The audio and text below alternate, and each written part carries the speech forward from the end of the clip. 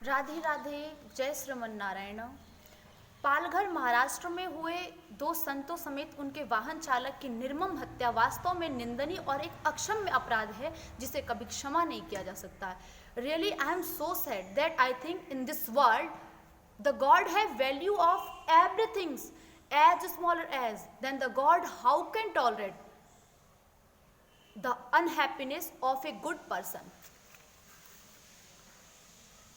कहा गया है कि चींटी के पग घुंघरू बाजे फिर भी साहिब सुनता है। विचार करिए कि एक चींटी इतनी छोटी होती है, उसके पैर कितने छोटे होते होंगे, उस पैरों में घुंघरू कितना छोटा होता होगा, परंतु वो भी यदि बजता है तो उस परमात्मा को सुनाई देता है। और आज हमारे भारत देश में, हमारे इस भारत माता की गोद में ही दो संतों की निर्मम हत्या महाराष्ट्र के पालघर में कर दी गई। विचार करिए कितना निंदनीय है। संत वह है जो सत्य का आचरण करता है, संत वह है जो आत्मज्ञानी हो, संत वह है जो बिना लड़ाई झगड़े किए अपना पूरा समय परमात्मा के चरणों में समर्पित कर देता है, जिसे दुनियादारी से कोई मतलब ही नहीं होता है, वह संत है। और ऐसे निर्दोष संतों की ऐसी निर्मम हत्या वास्तव में निंदनीय है।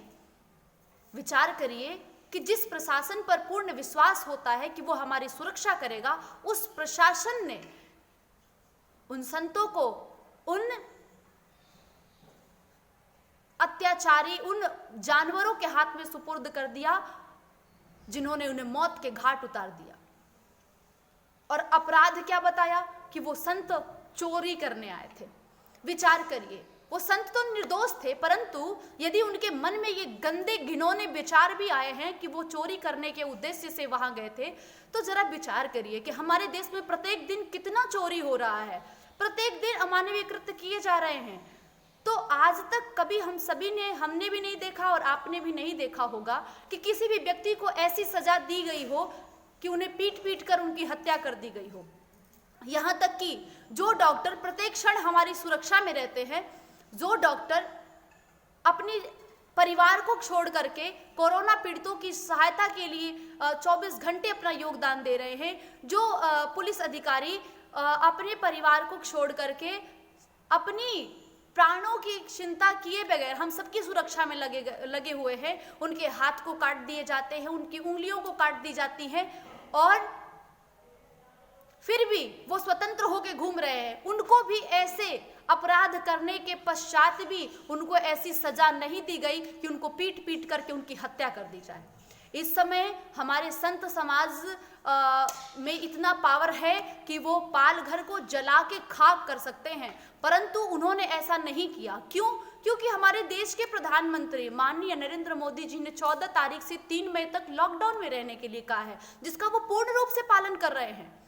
महाराज, इस कोरोना नामक भयंकर महामारी से यदि हम सभी अभी सुरक्षित हैं तो कहीं ना कहीं ये उन संतों की तपश्चर्या का प्रभाव है। और उन संतों को ऐसे प्रताड़ित किया जा रहा है।